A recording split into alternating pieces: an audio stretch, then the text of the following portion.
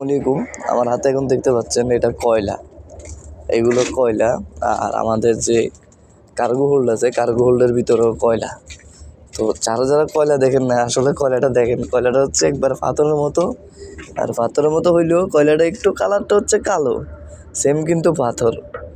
এখন আমি আওয়াজ করতে পারতেছি না, কারণ আমাদের লোকজন সবাই ঘুমাইতেছে, তো ঘুমের ডিস্টার্ব হবে আওয়াজ করলে।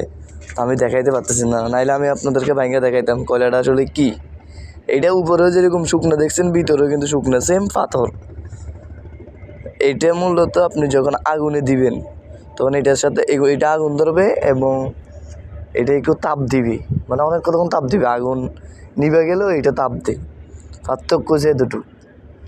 আমাদের এখানে অনেক অনেক কয়লার ওই যে জুড়া ডুরা এগুলো পইরা রয়েছে, এগুলো আবার জাহাজ আজকে খালি করতে যাব ওই যেখানে, তো ওনারা নিয়ে যাবে ঝাড়ু দিয়ে।